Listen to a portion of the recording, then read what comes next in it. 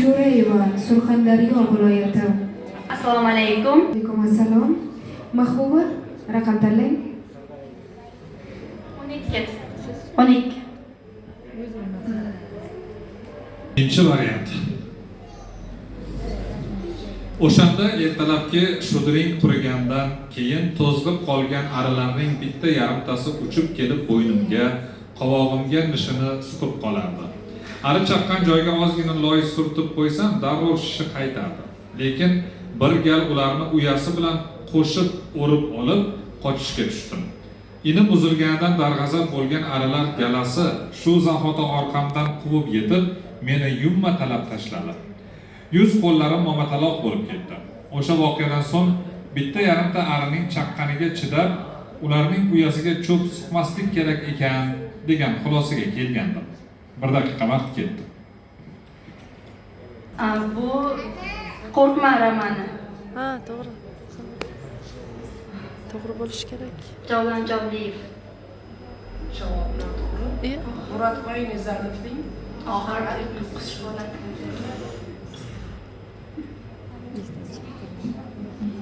2 daqiqa vaqt sharhlashingiz mumkin. Murodboy Nizamovning mashhur asaridan biri Oxirat uyqusi asari aynan otam Murodning Kegeyldagi qilgan safari ishi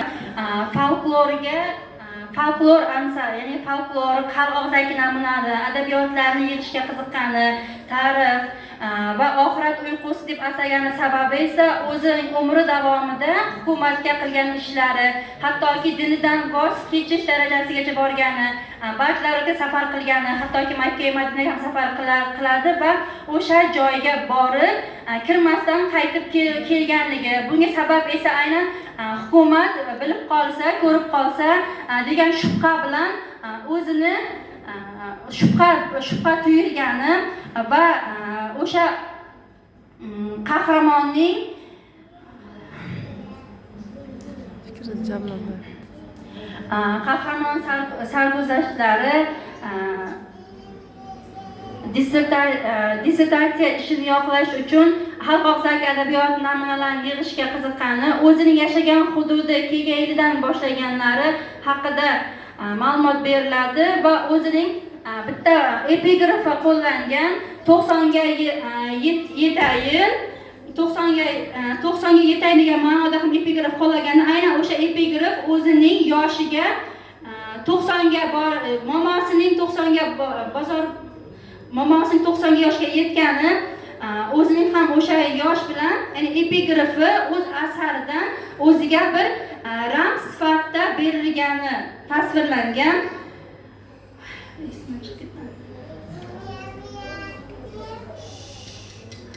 Asal qahramonlarni ayting, Ravshan.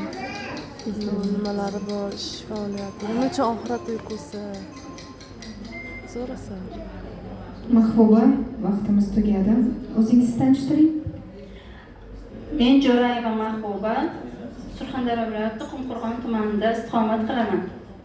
O'qiysiz, ishlaysiz? Ishlayman, o'qituvchi bo'lib. Ona tili adabiyotidan dars beraman. Maktabda. O'qigan asarim edi. Fikrini yig'olmadim. Mana xuddi shunaqa bo'ldi. Bilgan narsam. Tartiblab olmagandim.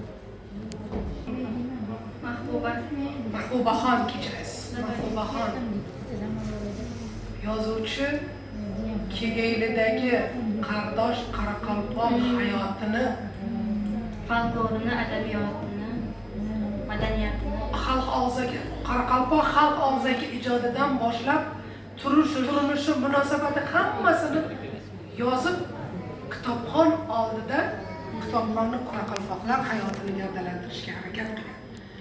Otamurodni umri davomidagi qilgan hamma yaxshi va yomon ko'rgan narsalarini katta talqini asarning mazmuniga aylangan. Ko'proq berishingiz mumkin edi. Bu kitobni nomini ham, bu asarning nomini ham, muallifini ham topa olmadingiz, lekin mazmun mohiyatiga ko'proq e'tibor berish, personajlar hayotidagi salbiy va ijobiy harakatlarni gavdalantirib berishingiz mumkin edi, lekin biz to'liq javob ola olmadik. Shuning uchun ham sizga 28. 28. 28. 28. 28. Demak, bir ovozdan 28 bor. Rahmat.